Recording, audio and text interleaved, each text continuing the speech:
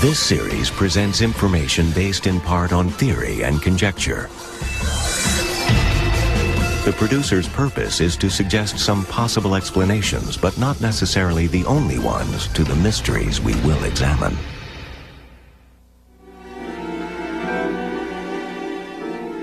World War II is not just a memory in the coastal mountains of Brazil. The date is April 22nd, 1978. The place is a small hotel outside Rio de Janeiro. A noisy party at the Hotel Till is broken up by police who discover the people are celebrating something odd. The 89th anniversary of the birthday of Adolf Hitler. The raid resulted in the capture of a wanted Nazi named Gustav Wagner. The capture was made possible by Simon Wiesenthal, who is known as the Hunter, for he has brought more than 1,100 Nazi criminals to justice.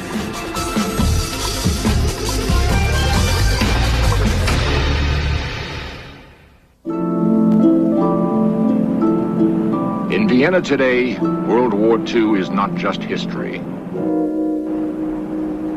Every corner of the city holds memories of the war, especially for those who cannot forget.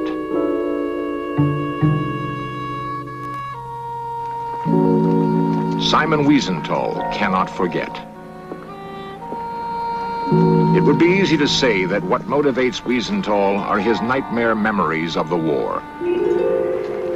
But many others have vivid memories of the Holocaust. Yet Wiesenthal is the only man who remains as a Nazi hunter.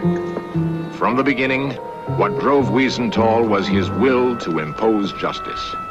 And from the beginning, Wiesenthal's will for justice has been matched against Josef Mengele's will to escape it. Josef Mengele was a doctor of philosophy and medicine who performed horrifying experiments on humans and was responsible for the deaths of hundreds of thousands of people. Simon Wiesenthal's training as an architect would have little bearing on his life's work as an international detective. Josef Mengele allowed himself to be caught up in the Nazi tide. Simon Wiesenthal had no choice. Mengele's life as a Nazi criminal began at Auschwitz. 5 million people died here. Every day, trainloads of men, women, and children arrived at this train siding. When people stepped off the train, the man they were most likely to see was Josef Mengele. He was always immaculate in his sharply pressed uniform, and he was always unruffled as he decided each person's fate. If he would nod to the left, it meant hard work and starvation. If he would nod to the right, it meant a brief walk to what people believed were showers.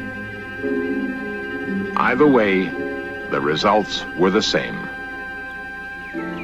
Today, in a quiet corner of Vienna, there is a woman who remembers the totally unemotional character of the Angel of Death. Dr. Ella Lingens was a prisoner and physician at Auschwitz who was forced to work as an assistant to Josef Mengele. Well, he was, you might say, especially bad because you felt that he was a cynic, and he didn't believe at all in the idea behind this extermination of Jews in the way the others did. As somebody told that he had once said, he didn't despise the Jews, he didn't think they were inferior, what all the others really believed. But he said, no, there are two gifted people in the world, the Germans and the Jews, and it's just a struggle for world domination, and one of them will win. The Germans did not win, and Mengele saw it coming. He realized that the Russians would soon reach Auschwitz from the east. So he headed west, towards the Allies who were liberating Europe, and towards his home. While the entire continent was reeling from the shocks of war, Mengele actually had his Auschwitz chauffeur drive him home. Home was near Munich, in the Bavarian town of Günzburg, where the Mengele family owned a large factory and was the largest employer in town. Even today, in search of crews encountered outright hostility when trying to film there. Mengele would remain in Günzburg totally free for almost 6 years.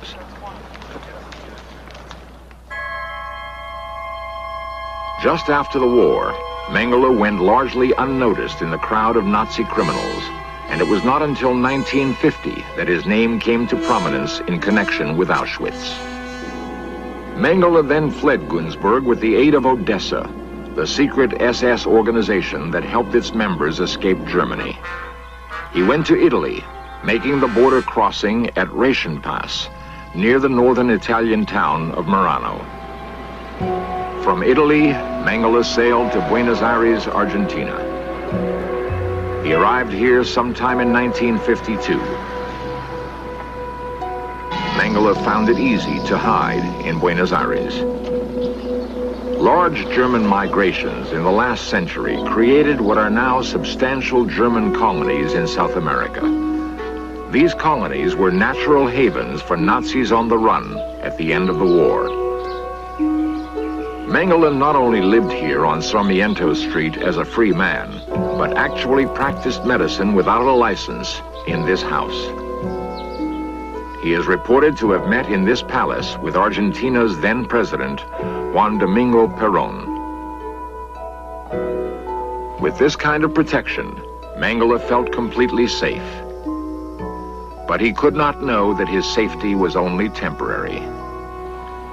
In Vienna, Mengele's movements had been carefully reconstructed at a place called the Center for Documentation.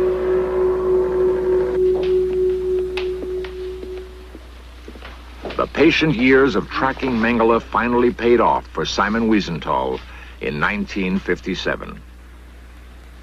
I found Mengele in Buenos Aires as a practicing doctor. I give the information to the German, to the court in Freiburg and Breisgau, and through Bonn and through the German ambassador in Argentina, they asked for extradition. Virties 968 was the address of the house where Wiesenthal found Mengele. It would take almost 2 years, until 1959, before Argentina replied to Germany's request for Mengele's extradition. Argentina's answer came as a shock. The Procurador de la Nación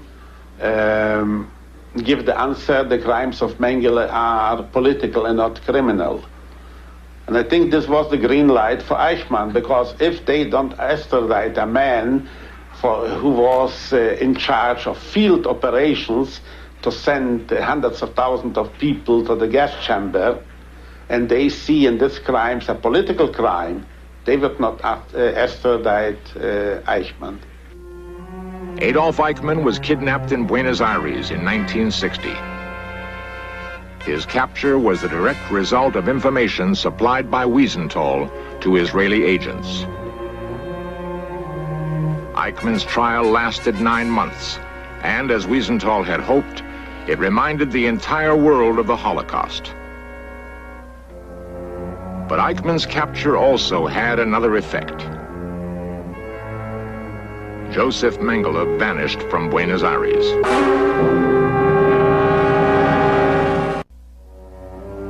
At the very moment that Germany was trying to extradite Mengele from Argentina, he actually returned home to German soil for his father's funeral. He stood on this spot for the funeral service. Although he was widely known as a wanted man in Germany, no one in Günzburg reported his presence to the authorities, even though he stayed here for 6 weeks. Later, Germany's public prosecutor would say that the people of Günzburg had acted like a group of conspirators to help the Mengele family. Mengele helped himself after Eichmann's capture by going to Egypt, where there was a large German community. Unfortunately for Mengele, the Egyptian government did not want him. The Eichmann trial had created a strong anti-Nazi sentiment throughout the world, and the Egyptians did not want to antagonize the Americans or the Russians.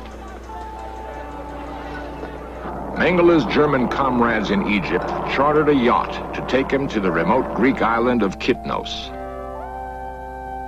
These photographs were taken by a reporter hired by Wiesenthal. The reporter was part of a group sent by Wiesenthal when he discovered Mengele was on the island. But it was too late. Mengele had sailed away 2 days before the group arrived. South America had kept him safe for most of the last 10 years, so he went to the heart of the continent. Josef Mengele, now Jose Mengele, openly became a citizen of Paraguay in 1960. He could not have picked a safer place.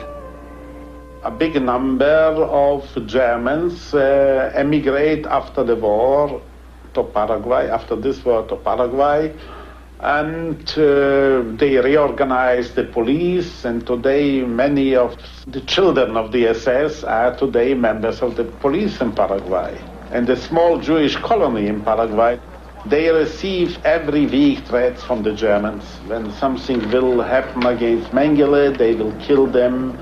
And I had here in my office a delegation of this Jewish community from Paraguay, and they asked me to promise them to do nothing against Mengele in Paraguay because their life is in danger. And I believed them. Even so, Mengele did not feel entirely safe in Paraguay. During his first years here, he kept moving from place to place in the capital city of Asuncion. He is known to have stayed at the Hotel Colonial, which is now a bank. His neighbors at the Hotel Astra would hear him in this corner room, screaming in the night. Number 508 on this street was probably his last residence in the city. Even though Mengele is never sure about his own safety, he is legally free in Paraguay. The fact is, however, he is wanted by several countries. One of these is the Federal Republic of Germany. Its ambassador to the United States, the Honorable Bernd von Staden. Josef Mengele continues to be a wanted man and will continue to be a wanted man until he is put on trial or until he dies. It has been our policy from the very beginning to prosecute and to put to trial these criminals ourselves wherever we could. And it is in line with this policy that whenever we find out that a criminal is abroad in a third country and we have sufficient certainty of a crime committed to ask for extradition, it is a policy consequently then to ask for extradition. But Paraguay's President Stroessner, who is himself of German descent, has always refused to give up Mengele.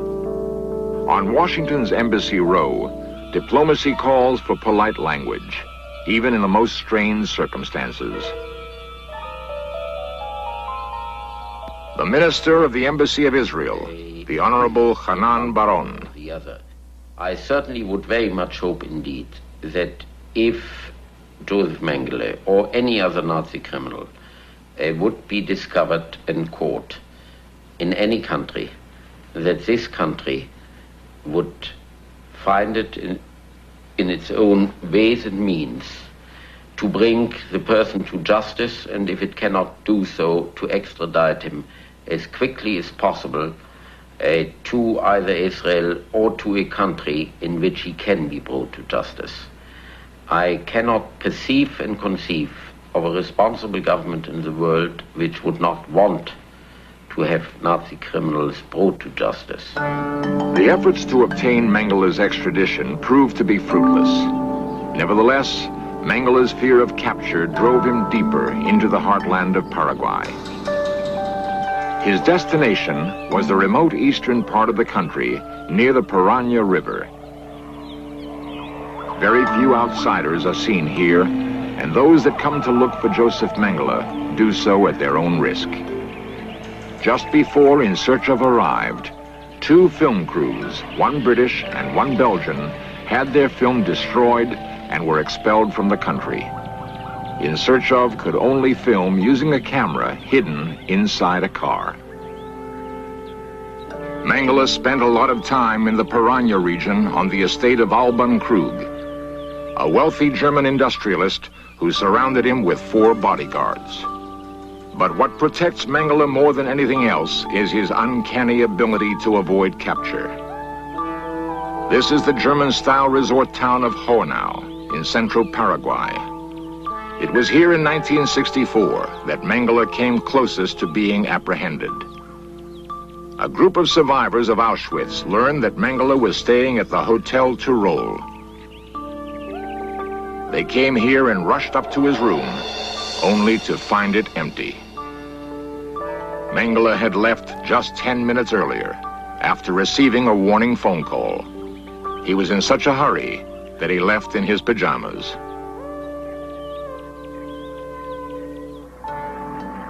There are times when Mengele ventures outside Paraguay, but these times are rare because they involve a higher risk. One such occasion was in 1968, when Mengele went to Bermuda to meet some relatives. Wiesenthal learned about the trip and immediately sent a man to verify Mengele's identity. But once again, Mengele was already gone. The closer one gets to Mengele, the more elusive he seems to become. In Paraguay today, he is wrapped in legend.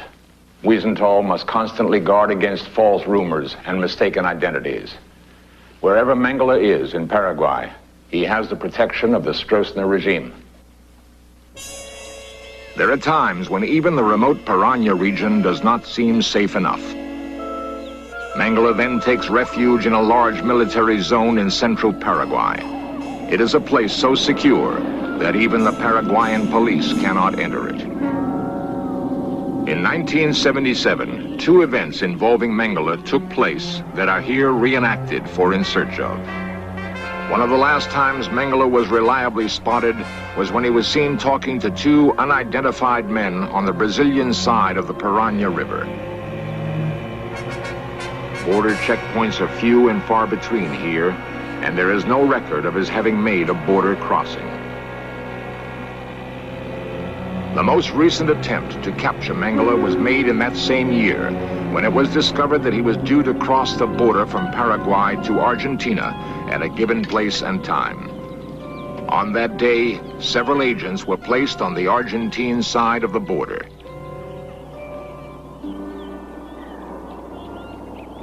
Mengele's car was spotted, and the license plate noted some 5 miles from the crossing.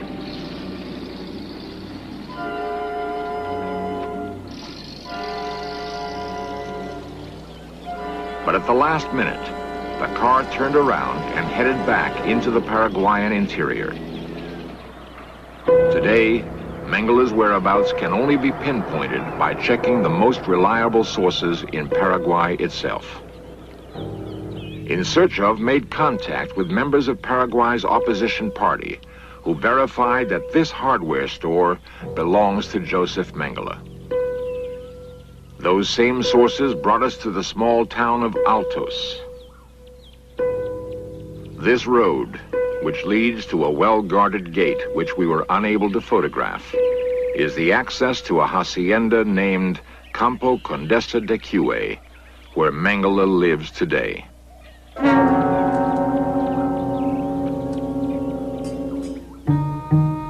33 years is a long time, and the Holocaust seems far away.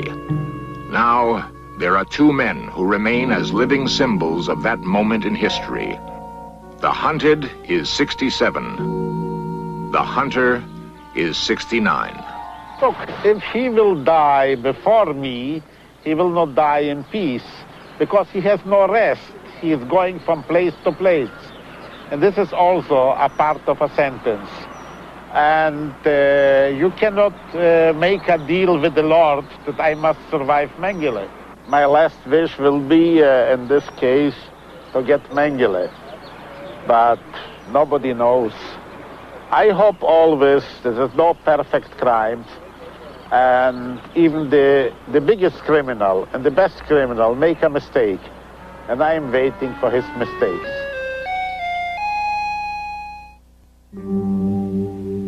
There was once a world in Europe that no longer exists, but it left behind an echo.